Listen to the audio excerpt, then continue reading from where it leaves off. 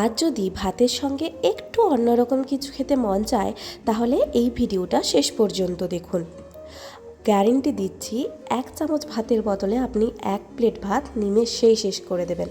এই যে বাঁধাকপি, এই বাঁধাকপি আজকে রেসিপির প্রাণ। আজ আমরা বানাচ্ছি এমন এক ভর্তা যেটা গরম ভাত দেখলেই নিজে থেকে প্লেটে চলে আসবে। তো চলুন শুরু করি। প্রথমেই আমাদের লাগছে বাঁধাকপি, তারপরে নিয়েছি আমাদের রসুন, কাঁচা লঙ্কা, শুকনো লঙ্কা, আর অল্প নিয়েছি সর্ষে, গোটা সর্ষে আর কালো জিরে, আর নিয়েছি কুচিয়ে রাখা পেঁয়াজ। প্রথমেই আমরা কি করব, বাঁধাকপিটাকে অর্ধেক করে নেব। এত বড় বাঁধাকপিটা আমার যেহেতু লাগছে না, তাই আমি অর্ধেকটাই করব। এবারে এই বাকি অংশটা সাইডে রেখে দেব, আর বাকি অংশটাকে আমি একটি ফয়েলের মধ্যে মুড়িয়ে দেব খুব ভালোভাবে।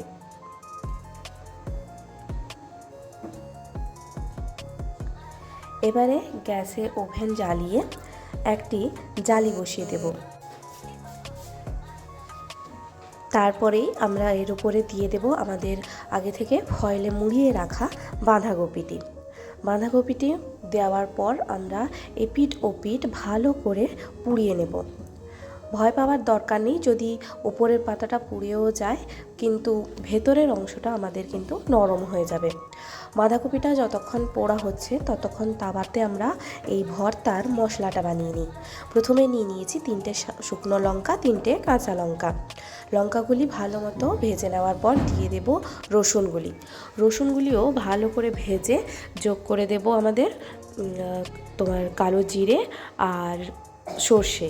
এই সময় গ্যাসের ফ্লেমটা আমরা বন্ধ করে দেব, যেহেতু তাওয়াটা আমাদের গরম হয়ে গেছিলো, তাই ওই গরম তাওয়াতেই আমরা কালো জিরে আর সর্ষেটা ভেজে নেব। এবারে ভেজে রাখা সমস্ত মশলা আমি ডাইরেক্ট শিলনোড়াতে দিয়ে দেব। শিলনোড়াতে দিয়ে ভালো করে একটা পেস্ট তৈরি করে নেব।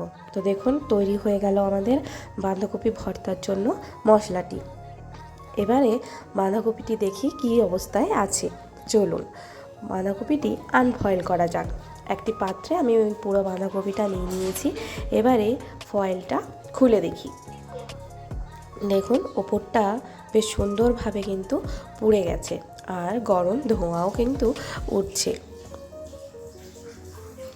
এবারে আমরা বাঁধাকপিটি ফয়েল থেকে বের করে নেব। তারপরেই ধীরে ধীরে ওপরের যে সমস্ত পোড়া অংশগুলো আছে আমরা ছাড়িয়ে নেব।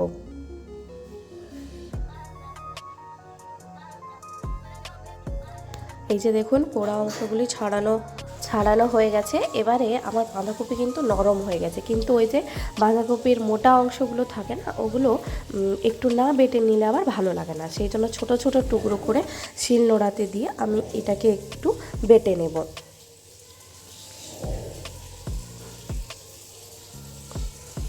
দেখুন তো বাঁধাকপিটা বাটা হয়ে গেছে। একদমই স্মুথ পেস্ট করার কোনো প্রয়োজন নেই, হালকা একটু বেটে নিলেই হবে।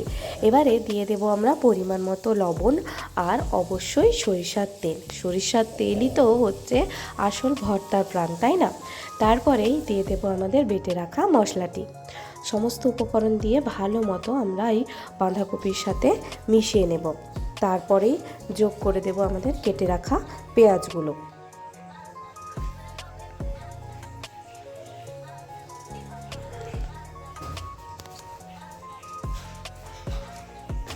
কেটে রাখা পেঁয়াজ যোগ করার পর আরও একবার ভালো মতো আমরা ভর্তার সাথে সমস্ত জিনিস মিশিয়ে নেব। তো দেখুন বাঁধাকপির ভর্তা কিন্তু আমাদের একদমে রেডি হয়ে গেছে। বিশ্বাস করুন গরম গরম ভাত আর ব্যাস এই ভর্তা, আর কিচ্ছুই লাগবে না। আপনার পেট আর মন দুটোই শান্ত হয়ে যাবে। আপনি যদি গ্রাম বাংলার এই খুব সিম্পল রান্না পছন্দ করে থাকেন তাহলে অবশ্যই আমাদের চ্যানেলটিতে একটি সাবস্ক্রাইব করবেন, পাশে থাকবেন। আর রেসিপিটি যদি ভালো লেগে থাকে তাহলে অবশ্যই একটি লাইক ও বন্ধুদের সাথে শেয়ার করবেন। আজকের জন্য এই পর্যন্তই। সবাই ভালো থাকবেন, সুস্থ থাকবেন। নমস্কার।